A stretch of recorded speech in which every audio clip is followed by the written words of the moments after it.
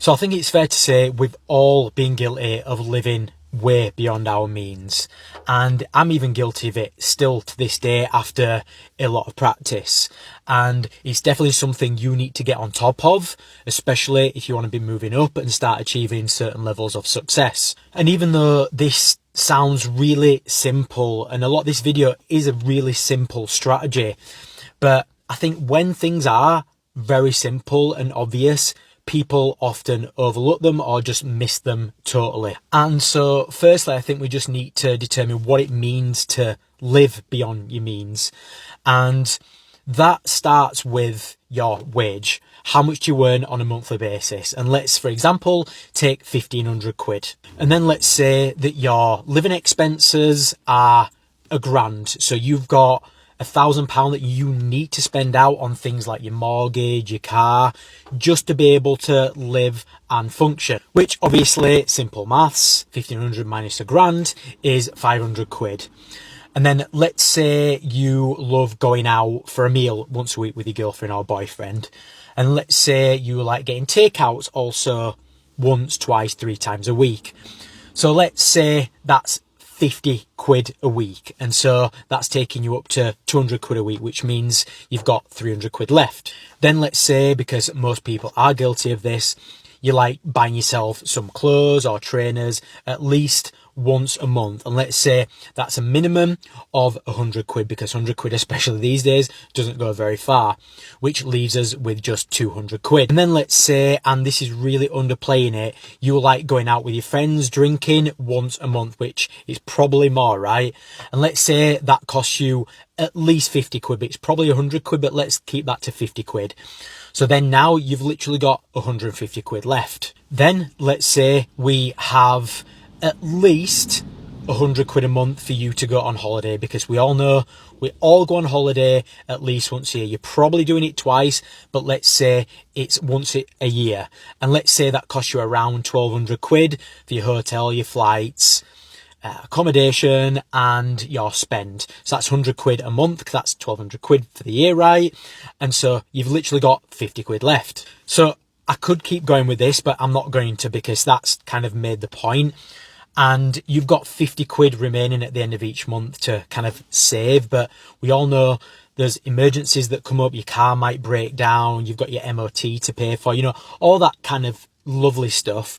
And so really, you've got zero money, and not just zero money, you're probably in the minus a lot, or probably all the time. And that's where a lot of people really mess up, because really at the end of each month you should be saving, or at least have enough money in your account to be saving 10% of your wages. So if you are on 1,500 quid a month, then you should easily be able to save 150 quid, as well as pay for everything else that I've just spoken about. But the reality is, you shouldn't really be spending any money on any of those things if you're on 1,500 quid a month. That is the brutal truth of it. Is takeaways, no, that needs to go all together.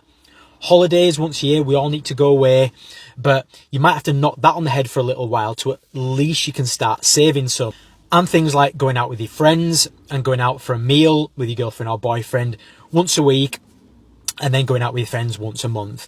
That will also need to stop, because you need to be in a situation where you've got at least, I would say, 5 grand in the bank if you're on 1,500 quid a month. And that 5 grand is savings. That's not to touch and mess around with and to put into a holiday or a new car or a handbag or something like that. That should be savings for a rainy day. And then let's just go back to the original 1,000 quid a month for you to live, like needing to live things. A car might be in that, and you might be spending 250, 300 quid a month on a car.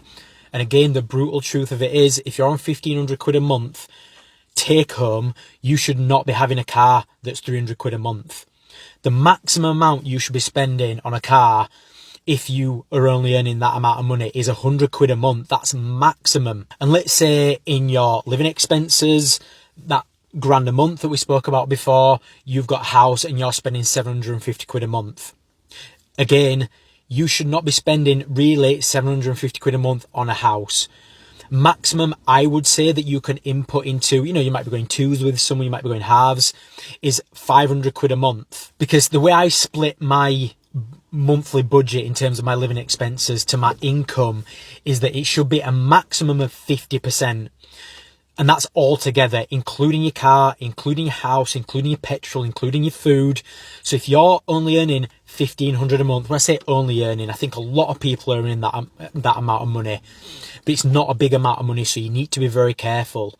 If you're only earning 1,500 a month, then 750 a month is what your total outgoing cost should be for living. And I know a lot of you are thinking, well, what I'm going to do with the rest of the money? Well, you're going to split that up. You're going to split that up into savings.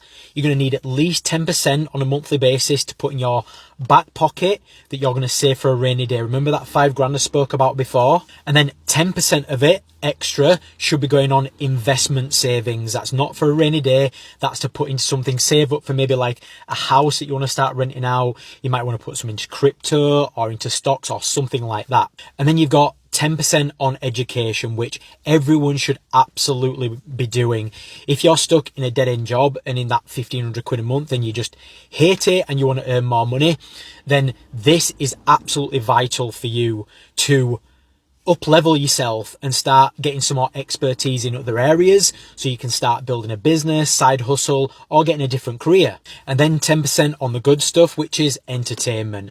I do still believe that you should be having some money to entertain yourself, whether that's going out for a meal once a month, whether that's going out with your friends once a month. So you've got 150 quid from that 1,500 quid to do those things. But I can guarantee you now, you are spending way more than that. And that 150 quid would need to include saving for things like a holiday. And this next one, a lot of you might gasp at, but 10% should be allocated to giving back. So charity.